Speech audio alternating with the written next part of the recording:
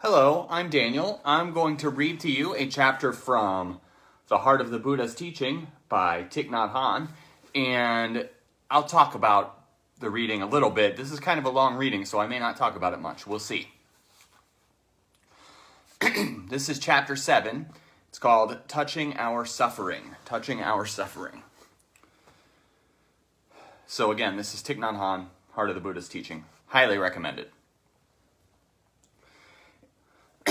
In the Pali version of the discourse on turning the wheel of the Dharma, the Buddha told the 5 monks,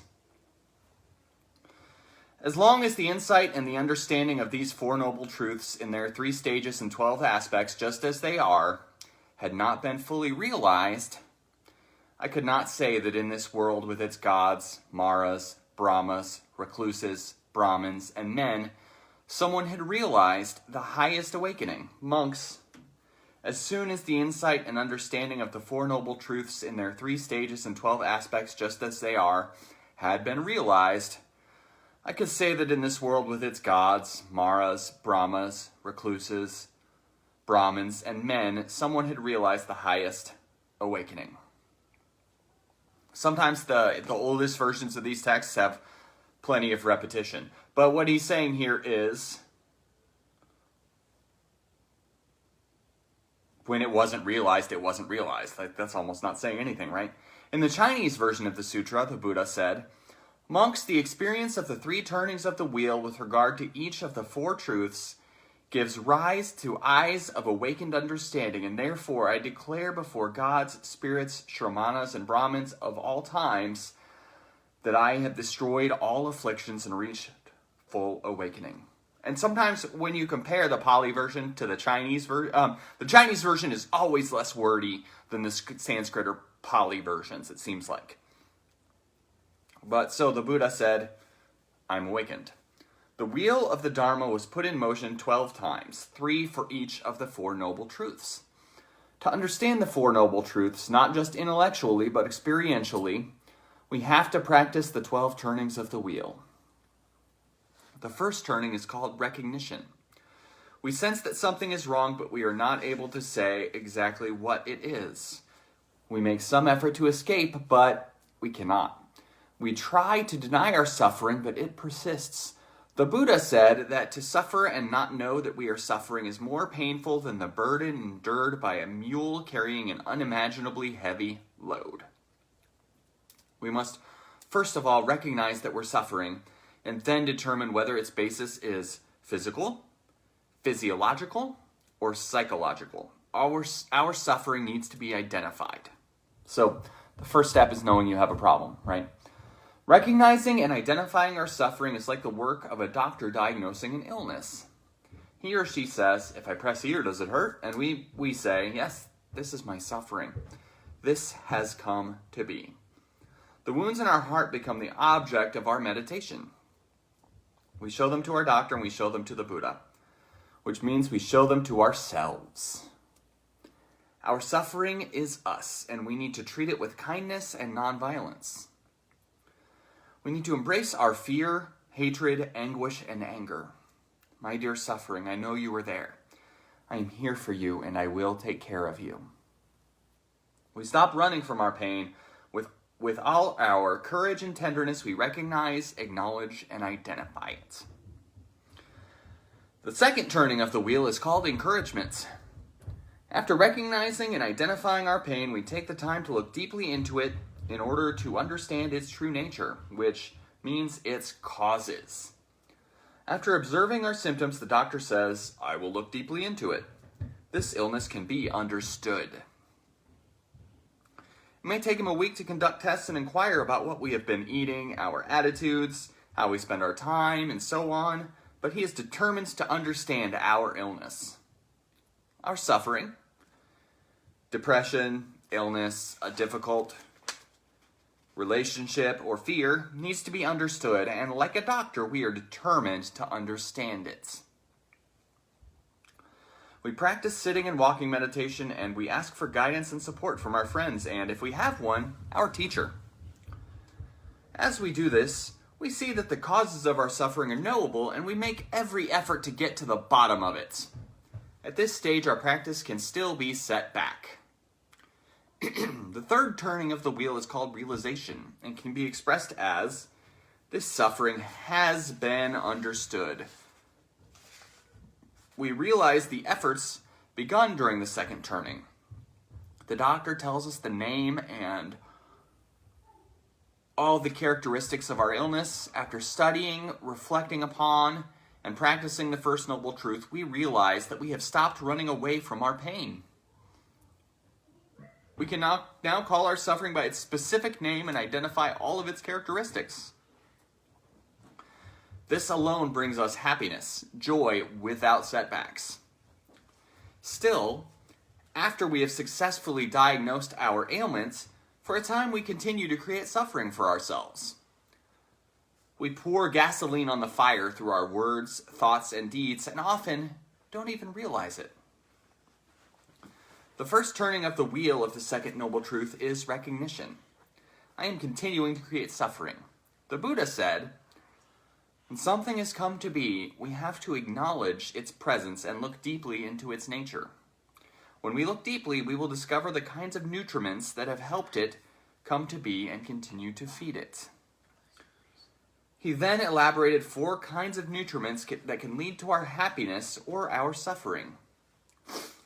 Edible food, sense impressions, intention, and consciousness.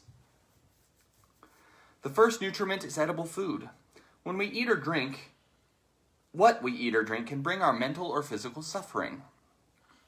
We must be able to distinguish between what is healthful and what is harmful.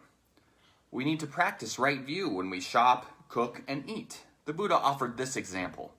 A young couple and their 2-year-old child were trying to cross the desert and they ran out of food. After deep reflection, the parents realized that in order to survive, they had to kill their son and eat his flesh. They calculated that if they ate such and such a proportion of their baby's flesh each day and carried the rest on their shoulders to dry, it would last the rest of the journey. Gross. But with every morsel of the baby's flesh they ate, the young couple cried and cried. After he told this story, the Buddha asked, "Dear friends, do you think the young man and woman enjoyed eating their son's flesh?" "No, Lord, it would not be possible for them to enjoy eating their son's flesh." The Buddha said, "Yet many people eat the flesh of their parents, their children, and their grandchildren and do not know it." That's really creepy. And again, if anyone's wondering, this book is The Heart of the Buddha's Teaching. I see somebody commented and asked that. Heart of the Buddha's Teaching by Thich Nhat Hanh. One of my favorite books. Much of our suffering comes from not eating mindfully. We have to learn ways to eat that preserve the health and well-being of our body and our spirit. When we smoke, drink, or consume toxins, we are eating our own lungs, liver, and heart. That's a metaphor. If we have children and do these things, we are eating our children's flesh. That's a metaphor too. Our children need to be healthy and strong. So, if you're not taking care of yourself, it's compared to eating your children's flesh. That's not literal. You're not eating your children. But what you are doing if you're not taking care of yourself is you're not preserving your life. And what happens if you're not preserving your life? You may not be around for when your children need you, right? So that's what we're talking about here. That's what we're talking about here. My parents passed when I was a teenager, and I don't really think it's because of their choices for the most part, but I think about that. I think, I want to definitely live until my kids, grow up and have their own kids and everything, right? We have to look deeply to see how we grow our food so we can eat in ways that preserve our collective well-being, minimize our suffering and the suffering of other species, and allow the earth to continue to be a source of life for all of us. If, while we eat, we destroy living beings or the environment, we are eating the flesh of our sons and daughters. We need to look deeply together and discuss how to eat, and what to resist. This will be a real Dharma discussion. So, right, not taking care of the earth, well, that's not taking care of our kids and grandkids, right? So, I don't know why some people don't want to take care of the earth, but that's what we're talking about here. And he describes it as like eating them, and that's gross to think about, but the point lands, and the point is important.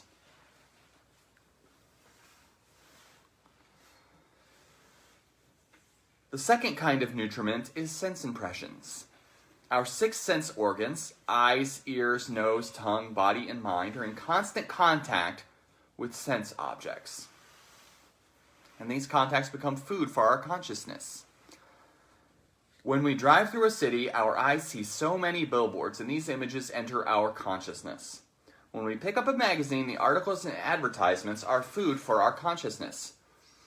Advertisements that stimulate our craving for possessions, sex, and food can be toxic. If after reading the newspaper, hearing the news, or being in a conversation, we feel anxious or worn out, we know that we have been in contact with toxins. I would add, wasn't a factor at the time he was writing this, but of course Facebook brings us in contact with toxins, right? We see ads, we see people arguing, we see all sorts of awful things at times. Movies are food for our eyes, ears, and minds. When we watch TV, the program is our food. Children who spend 5 hours a day watching television are ingesting images that water the negative seeds of craving, fear, anger, and violence in them. We are exposed to so many forms, colors, sounds, smells, tastes, objects of touch, and ideas that are toxic and rob our body and consciousness of their well-being. When you feel despair, fear, or depression, it may be because you have ingested too many toxins through your sense impressions. Not only children need to be protected from violent and unwholesome films, TV programs, books, magazines, and games, we too can be destroyed by these media. So we need to be just mindful of what we're looking at. That is what he's talking about here. Some things can desensitize you to violence, and that's not good. If we are mindful, we will know whether we are ingesting the toxins of fear, hatred, and violence, or eating foods that encourage understanding, compassion, and the determination to help others. With the practice of mindfulness, we will know that hearing this, looking at that, or touching this, we feel light and peaceful, while hearing that, looking at this, or touching that, we feel anxious, sad, and depressed. As a result, we will know what to be in contact with and what to avoid. Our skin protects us from bacteria, antibodies protect us from internal invaders. We have to use the equivalent aspects of our consciousness to protect us from unwholesome sense objects that can poison us. So we know if being exposed to this thing makes us unhappy or anxious, and if being exposed to this other thing makes us feel uplifted, good, energized, happy, powerful, whatever. We know. We think we don't know, and maybe we have to bring some mindfulness to it to really be sure. But we can know that. We can know what consuming which things is harmful to us. We can know that. We can know that. So,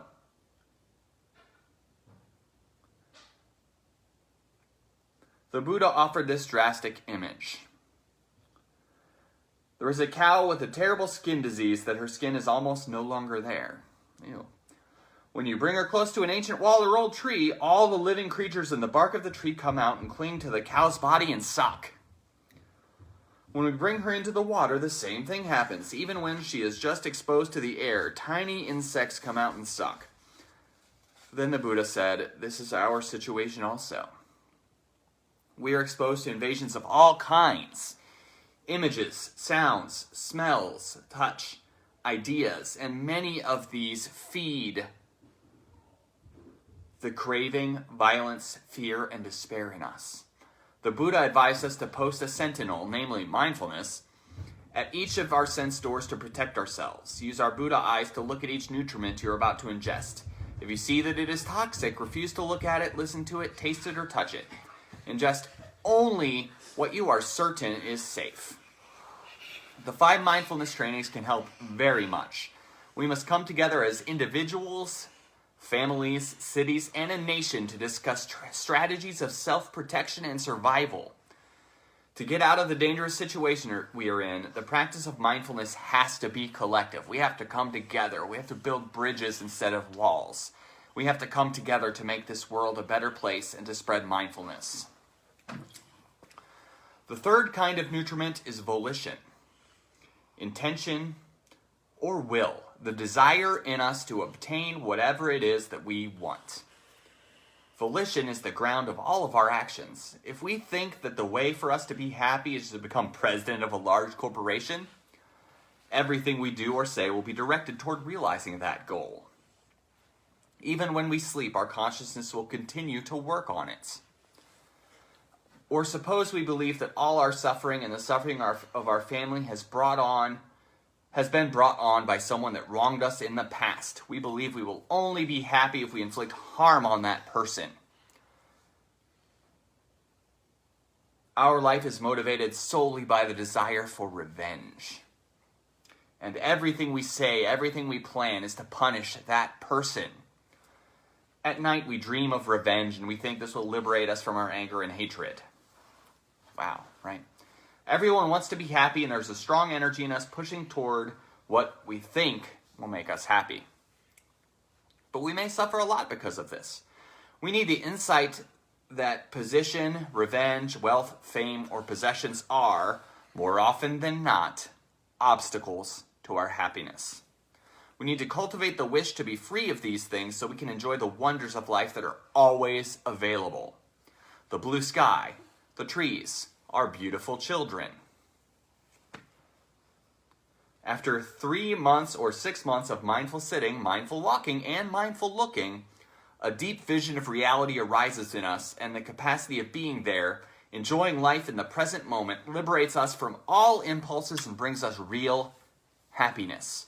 There's a contentment in really being in your experience and really paying attention and noticing what's happening. There's a different kind of contentment there that is less fleeting than the happiness that comes from having the best car or eating all the ice cream. There's a better, deeper contentment we can have if we're fully present in what we're doing.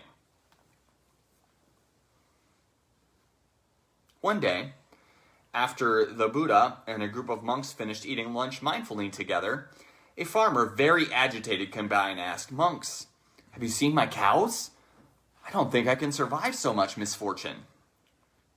The Buddha asked him, "What happened?"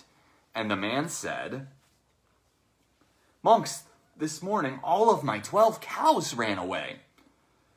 And this year my whole crop of sesame plants was eaten by insects." The Buddha said, "Sir, we have not seen your cows. Perhaps they have gone in the other direction."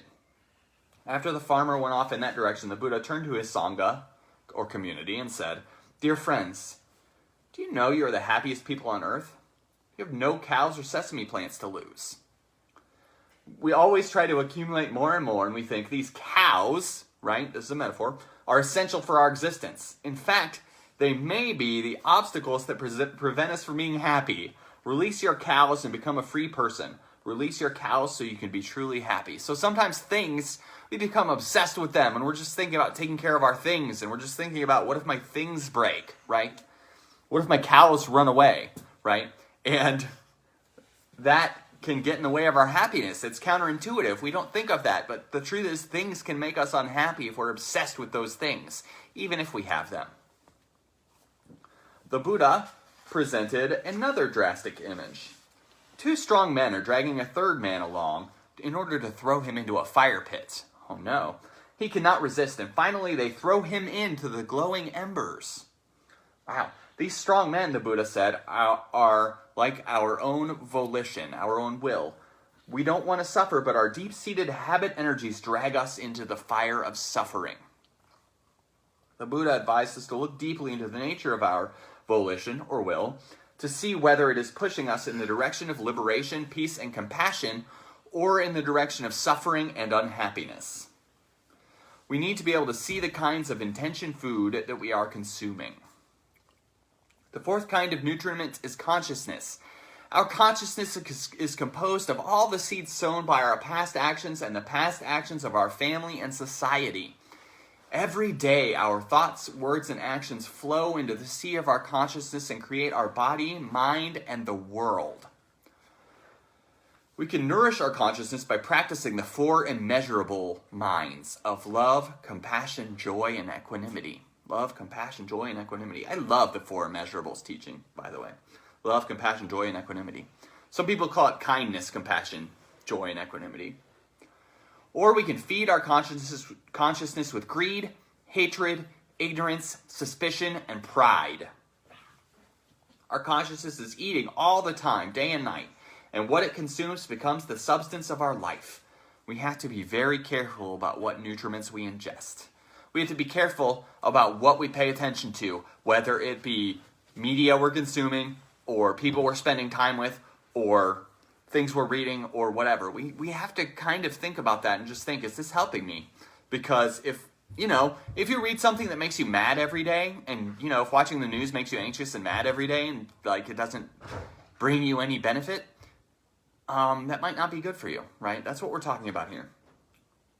That's not to say, though, watching the news is good if it leads you to taking an action. But if it just leads you to being mad and doesn't do anything, so that's why when we learn about the suffering of the world and then we go do something about that, when we're engaged Buddhists, right, and we go do something about that, that's something different than just watching the news and being mad and doing nothing.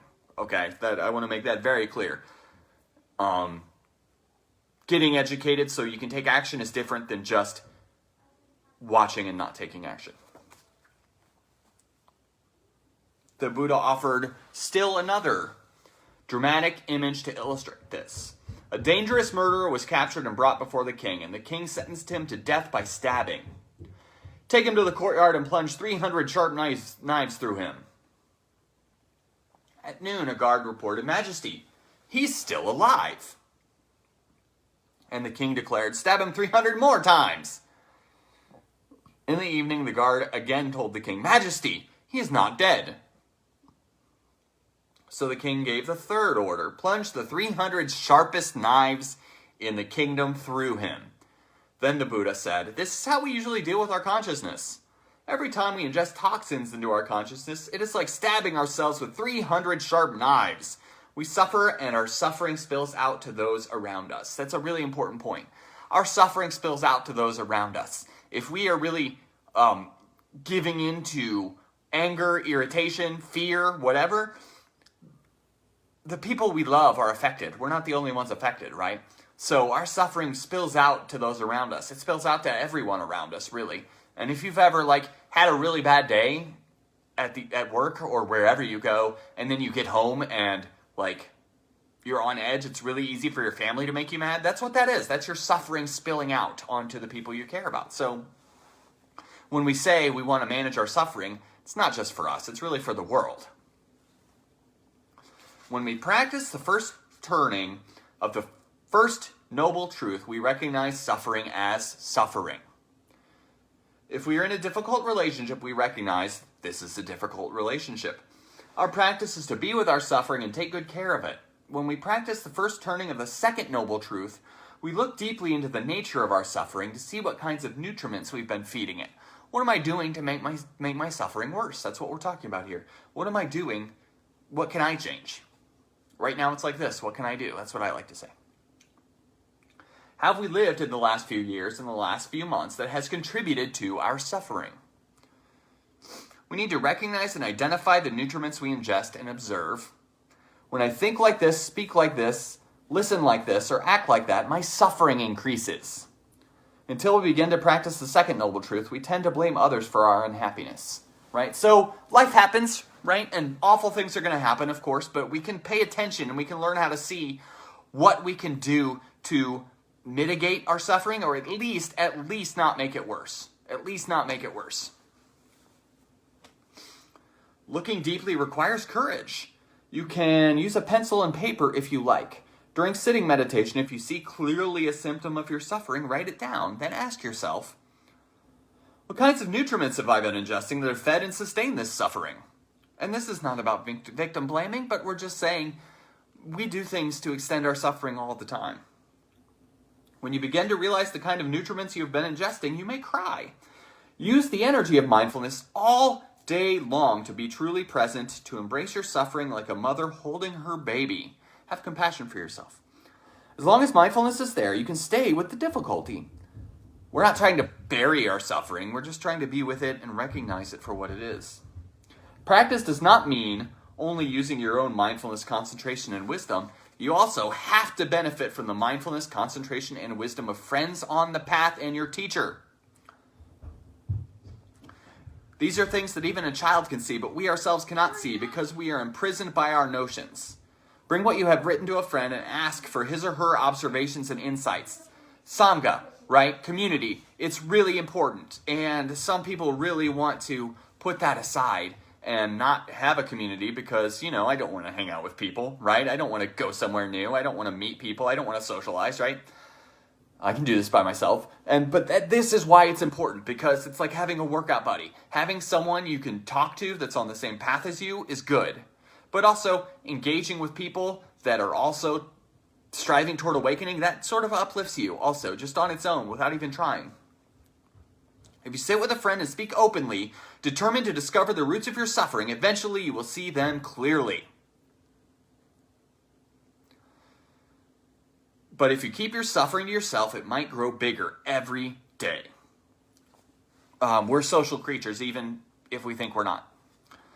Just seeing the causes of your suffering lessens your burden. Just knowing does something for you. Shariputra, one of the Buddha's greatest disciples, said, when something takes place, if we look at it deeply in the heart of our suffering, when something takes place, if we look at it deeply in the heart of our reality, seeing its source and the food that nourishes it, we were already on the path to liberation. When something takes place, if we just understand it better, we're on the path. When we're able to identify our suffering and see its causes, we will have more peace and joy, and we are already on the path to liberation. So once this thing we're doing, we are already on track. We are already on the train to awakening just by knowing these simplest, most basic Buddhist teachings. Just that gets us on track. And we may think this is going nowhere, right? But the fact that we're paying attention is in itself an incredibly good, powerful thing. And the truth is, most people never pay attention. In the second stage of the Second Noble Truth, encouragements, we see clearly that real happiness is possible if we can stop ingesting the nutriments that cause us to suffer. If we know that our body is suffering because of what we eat, sleep, or work, we vow to eat, sleep, or work in ways that are healthier. We encourage ourselves to put an end to the causes of our suffering. Only by a strong intention not to do things in the same way can we keep the wheel in motion. And this is not to say we need to stop eating unhealthy food and eat healthy food all the time. And, stop watching things on TV that are maybe not the best. But it is to say, let's bring balance to our lives. Let's bring balance to our lives. Mindfulness is the energy that can help us to stop. We investigate the kinds of nutriments we now ingest and decide which ones to continue to eat and which to resist. I would say when to continue and when to resist as well. The main point of this is don't be on autopilot. We sit and look together with our friends, with our family, and as a community. Mindfulness of ingestion, protecting our body and mind, protecting our family, society, environment are important topics for us to discuss. Nobody awakens alone. When we direct our attention toward our suffering, we see our potential for happiness. We see the nature of suffering and the way out. That is why the Buddha called suffering a holy truth. When we use the word suffering in Buddhism, we mean this kind of suffering that can show us the way out. Some people think Buddhism's really negative, and it's not. This is about the way out. This is uplifting us out of our suffering. There are many practices that can help us face our suffering, including mindful walking, mindful breathing, mindful sitting, mindful eating, mindful looking, and mindful listening. One mindful step can take us deep into the realization of the beauty and joy around us. Tran Tai Tong, a great meditation master of 13th century Vietnam, said, "With every step you touch the ground of reality." If you practice mindful walking and deep listening all day long, that is the Four Noble Truths in action. When the cause of suffering has been seen, healing is possible. We can refrain from ingesting foods that make us suffer, and we can also vow to ingest foods that are healthy and wholesome. And to be clear, again, food's a metaphor here. He is talking about ingesting healthy food, but he's also talking about all the things we take in. In the third turning of the wheel of the Second Noble Truth, realization, we not only vow, but we actually stop ingesting the nutriments that create our suffering. Some people think that to end suffering, you have to stop everything. Body, feelings, perceptions, mental formations, and consciousness. But that is not correct. The third stage of the second noble truth can be described as when hungry, I eat. When tired, I sleep. When someone has realized this stage, she has a certain lightness and freedom. What she wants to do is fully in accord with the mindfulness trainings, and she does nothing to cause herself or others harm. Confucius said, at 30, I was able to stand on my own feet. At 40, I had no more doubts. At 50, I knew the mandate of earth and sky. At 60, I could do what I wanted without going against the path. The last of the 10 ox herding pictures in the Zen tradition is called Entering the Marketplace with Open Hands. You are free to come and go as long as you please. This is the action of non-action. Suffering no longer arises. This stage is not something you can imitate. You have to reach this stage of realization within yourself. At the end of the 19th century in Vietnam, Master Ngoc Dinh asked the king for permission to retire from being abbot of a national temple so he could live in a mountain hut and take care of his aging mother. It's weird for us to think the government was involved in who is abbot of what temple, because we don't have that here. But in the East, that's been the case in a lot of places. Many officials made offerings to the master and begged him to found another temple, but he preferred to live simply in great peace and joy. One day his mother fell ill and needed fish to eat. He went down to the marketplace, asked some vendors for a fish, and carried it back up the mountain. Onlookers said, "What is a Buddhist monk doing with a fish?" But someone of Master Ngoc Dinh's realization could do as he pleased without going against the precepts. At the third stage of the second noble truth, you only have to be yourself. The form is not important, but be careful. First third has to be genuine insight, genuine freedom.